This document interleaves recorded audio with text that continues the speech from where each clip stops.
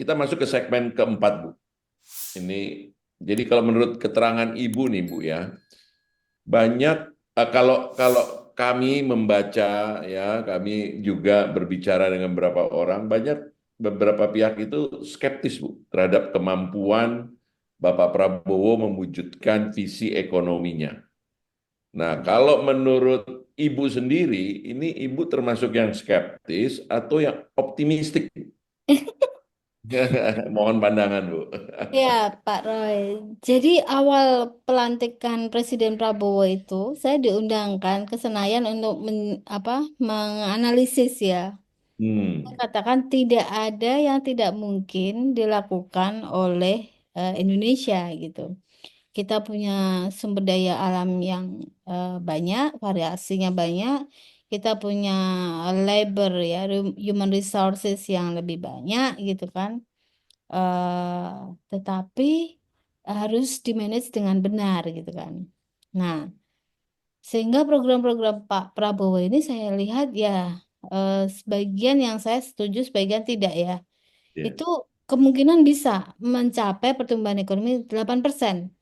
Tapi Hmm. ketika dikeluarkan kabinet yang bukan zakon, aduh langsung ini ibarat orang jatuh cinta langsung ini apa namanya Patah hati. rontok itu.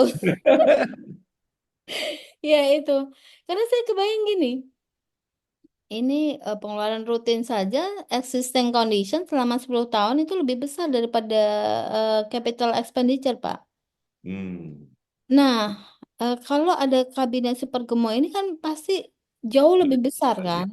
Itu yang pertama. Sementara program-programnya Pak Prabowo ini kan bagus kan sebenarnya.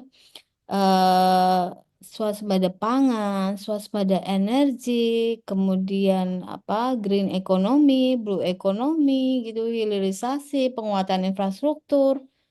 Nah, saya takutnya kita nggak punya duit untuk itu karena udah kesedot di anggaran rutin yang harus dibiayai lebih banyak itu gitu.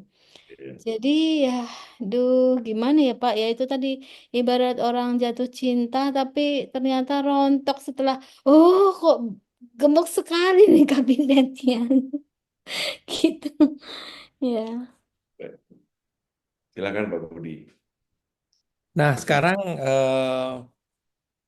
tadi kan kalau kita kembali bicara ekspor tadi Bu ya.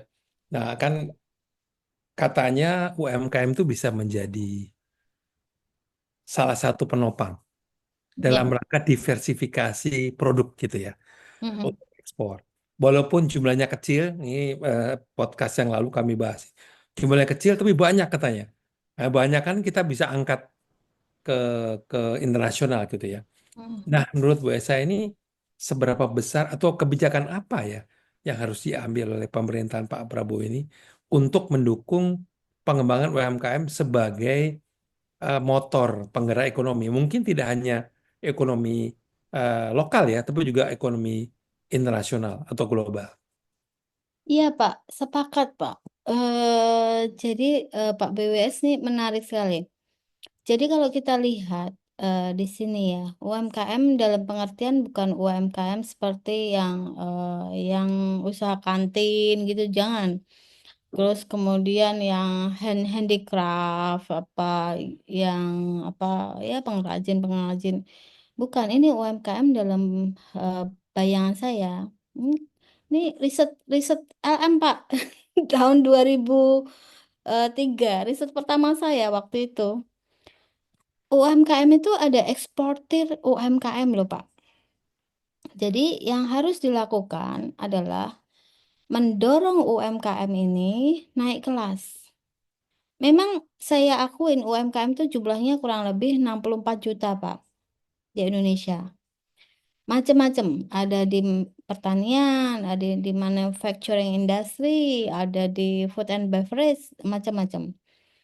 Nah, dari 64 juta itu dikatakan UMKM penopang perekonomian, iya, karena mereka paling banyak menopang dari sisi employment. Tenaga kerjanya penyerapannya sangat besar. Namun sumbangan UMKM terhadap tax revenue itu sangat kecil. Nah, caranya biar bisa mendorong UMKM ini bisa untuk membayar ya pajak, untuk berkontribusi pada tax revenue, pada penerimaan negara, adalah mendorong mereka untuk bisa naik kelas.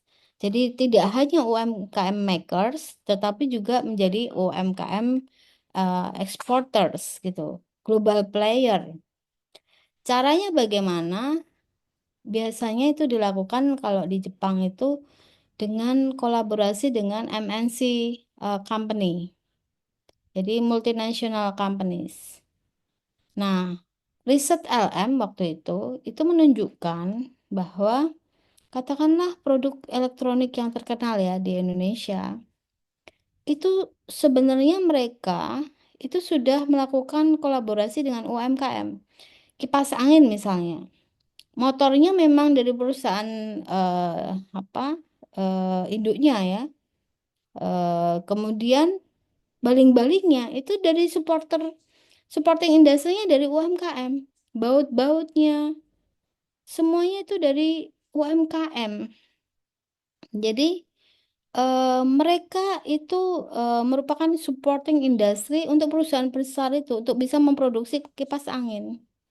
Mobil juga demikian, Pak. Mobil memang eh, mesinnya itu katakanlah dari perusahaan A ya, perusahaan B. Tetapi aksesoris mobilnya itu dari UMKM, Pak, gitu. Nah, UMKM bisa kita dorong seperti itu. Kalau mereka terstandarisasi, ya ada ISO 14.000, ada ISO 9002. Jadi standarisasi dari UMKM sehingga produknya itu bisa standar dengan perusahaan induknya gitu. Nah, makanya tadi di Pineng ya, kenapa itu Pentium itu bisa ditarik di Pineng, kemudian perusahaan-perusahaan lain itu ikut, ya karena supporting industrinya ikut gitu. Sama kalau di Indonesia pengen pengen menggerakkan UMKM, ya perusahaan induknya ditarik dulu ya. Kemudian supporting industrinya akan terbentuk ekosistemnya.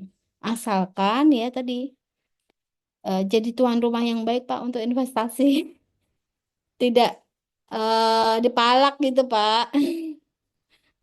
Kan ini cerita dari apa? Waktu itu saya perjalanan dari dari Jakarta ke Cina, itu saya sebelahnya adalah palak ini bikin aksesoris mobil Pak. Terus kerjaannya apa? Ternyata dia mendesain aksesoris mobil, tapi produksinya di Guangzhou, di Shenzhen. Terus saya katakan, kenapa Bapak nggak produksi di Cikarang gitu loh? Kan dia tinggal di Cikarang. Mahal Bu, katanya. Kok bisa mahal? Bukannya impor dari Cina itu juga lebih mahal. Itu jauh lebih murah Bu, gitu kan. Kenapa? Karena dari level RT sampai dengan pusat katanya minta semua gitu. Gitu Pak. Jadi cost of doing businessnya harus kompetitif Pak. Gitu.